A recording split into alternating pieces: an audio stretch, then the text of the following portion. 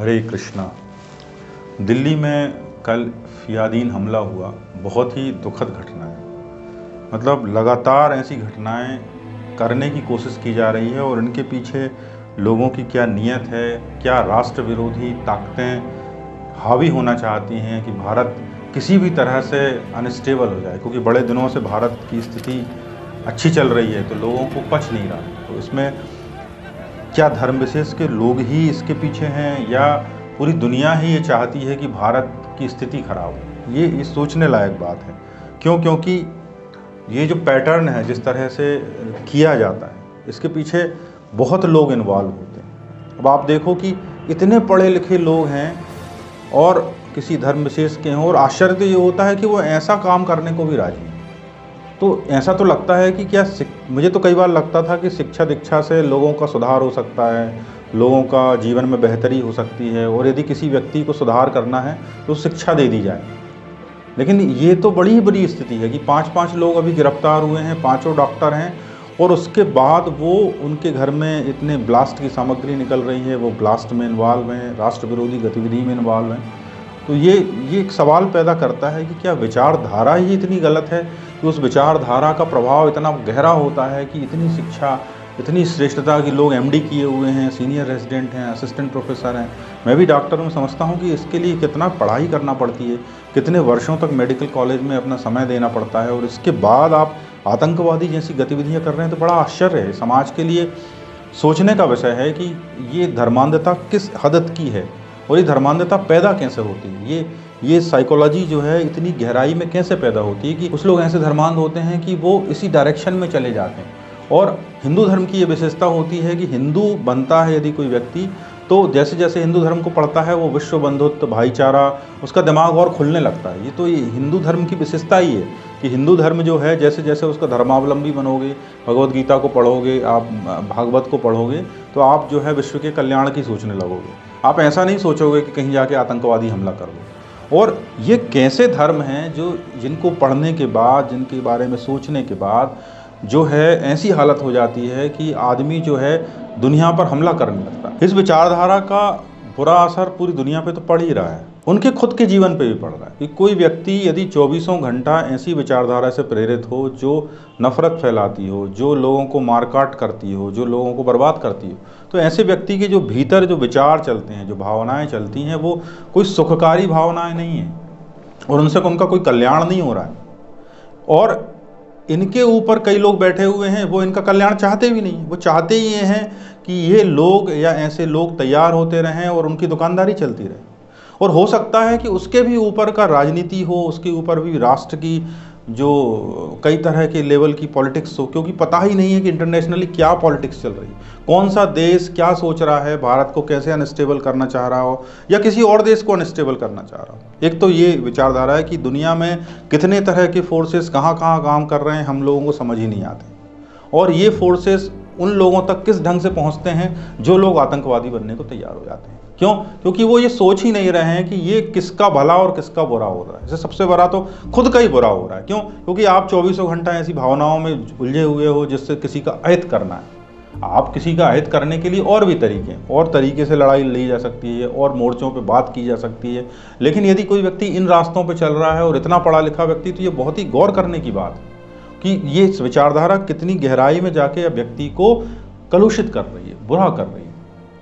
और दूसरी समस्या ये है कि राष्ट्र विरोधी ताकतें हैं कि बाहर के देश वो क्या चाहते हैं, क्या नहीं चाहते, वो भी समझ में नहीं आएगा। फिर एक आध्यात्मिक पक्ष है कि जो पूरी दुनिया होती है, पूरी दुनिया में हमेशा शैतान होता है और देवता होते हैं। तो क्या ऐसा तो नहीं है कि पूरी दुनिया जो है पोलराइज हो रही है कि एक पर्टिकुलर पक्ष जो है वो हमेशा के लिए एक एंटागोनिस्ट का रोल प्ले करने वाला है और दूसरे पक्ष जो है इसके अगेंस्ट चलने वाले हैं? क्योंकि आप कभी भी ह्यूमन हिस्ट्री को उठा के देख लो, ह्यूमन हिस्ट्री की एक विशेषता होती है कि हमेशा बुराई, अच्छा, ये दो डार्क और लाइट, दो तरह की एनर्जी पूरी दुनिया में बनी रहती है। तो ये अभी भी ये समय चल रहा है। कुछ ही धर्म विशेष के लोग हैं, उनको जो है हमेशा उसी पक्ष के लोग जो हैं हमेशा आपराधिक गतिविधियों में इन्वॉल्व दिखते हैं। धीरे धीरे धीरे धीरे वो डार्क एनर्जी का हिस्सा बनते गए और आज बन चुके हैं, टैग हो चुके हैं। किसी भी कंट्री में चले जाओ, रशिया में चले जाओ, चाइना में चले जाओ, अमेरिका में चले जाओ, हमेशा एक ही कम्युनिटी के लोगों को टैग किया जाता है या वही लोग इन्वॉल्व होते हैं। ये दोनों बातें बिल्कुल एक सी दिखाई देती हैं। इसका मतलब ये है कि दुनिया जो है डार्क और लाइट दो एनर्जी में डिवाइड हो रही है, और इस तरह से तो ये युद्ध बढ़ता ही चला जाएगा। क्यों? क्योंकि ये जो एक पोलराइजेशन हो रहा है जिससे कि लड़ाई जलती जा रही है, तो ये लड़ाई जो है पूरी दुनिया में बढ़ चुकी है। तो इसका लॉस जो है सबसे ज़्यादा उन लोगों को है जो डार्क एनर्जी के साथ हैं, उनको डायरेक्टली लॉस हो रहा है। चाहे अमेरिका में जाते हैं तो जॉब नहीं मिलते हैं, कहीं जाते हैं तो उनको अच्छी दृष्टि से नहीं देखा जाता। मेरा एक दोस्त है, वो अभी किसी शहर गया, उसने नौकरी देखी, उसके बाद क्या है, वो हिंदू डोमिनेंट एरिया है। अब वो लड़का बड़ा परेशान हुआ। वो लड़का जो बहुत पोलराइज लड़का नहीं है, बहुत धर्मांध लड़का नहीं है, तो उसको बड़ी दिक्कत हुई, उसको कमरे ढूंढने में दिक्कत हुई और उसके जीवन पर बड़ा असर पड़ा। उसको नौकरी छोड़ के वापस भोपाल आना पड़ा। तो ये घटनाएं, ऐसा तो है नहीं कि हिंदुओं के साथ ही हो रही, मुस्लिम्स के साथ भी हो रही और दूसरे धर्म के लोगों के साथ भी हो रही है, उनको भी समस्या आ रही है। लेकिन लोग फिर भी इस बात को नहीं समझ रहे हैं कि ये जो पोलराइजेशन है, ये जो धर्मांधता है, जिसके कारण हम इससे घृणित कार्य करने को राजी हो जाते हैं कि राष्ट्र विरोधी कार्य करने लगते हैं और ऐसी जगह, ऐसे कदमों को उठा लेते हैं जो हमारी भी पीढ़ियों को नष्ट करते हैं और देश को भी नष्ट करते हैं। तो इस बात को गौर करें, इस बात पे समझें। मतलब बहुत ही दुखद विषय है इस तरह। यदि आपके आसपास कोई व्यक्ति इन्वॉल्व हो, आपके घर के आसपास कोई व्यक्ति इस तरह की साइकोलॉजी में जा रहा हो, तो समर्थन ना करें। उसका समर्थन करके आप उसका बुरा कर रहे हो और फिर समाज के बुरा कर रहे हो, पूरे राष्ट्र का बुरा कर रहे हो, पूरी पृथ्वी का बुरा कर रहे हो। तो आपका पक्ष हो सकता है कि आपके कोई जस्टिफिकेशन हो, लेकिन इस तरह की घटनाओं का कोई भी जस्टिफिकेशन देना बंद कर दीजिए।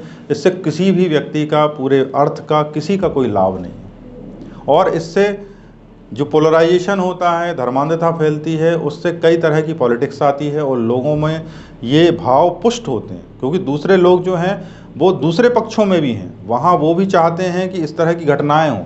इस तरह की घटनाएं होंगी तभी वो अपनी समाज के लोगों को भड़का पाएंगे कि भाई देखो ये ऐसे लोग हैं, ऐसे लोग हैं, तो एक काम करो, तुम हमें जो है हमारे साथ रहो, क्योंकि यदि तुम्हें इनसे बचना है तो तुम्हें हमारा साथ चाहिए। तो आप केवल ऐसा नहीं है कि आप अपने दुश्मन हो, आप अपने दुश्मन और क्रिएट कर रहे हो, खुद के तो हो ही हो। यदि आप ऐसी घटनाएं ना करो तो दूसरे समाज के लोग जो हैं, हिंदू समाज के लोग हैं, वो आपके खिलाफ एकजुट ना हो। आप धीरे धीरे करके उनको भी एकजुट कर रहे हो और उनका भी लॉस कर रहे हो। तो मेरा तो यही कहना है, यदि कोई मेरी बात सुन रहा हो तो इस बात पे गौर करो, क्योंकि तुम्हारे ऐसा करने से तुम्हारा तो नुकसान हो ही रहा है और तुम अपनी अगली पीढ़ियों का भी नुकसान करने के लिए तैयार बैठे हो।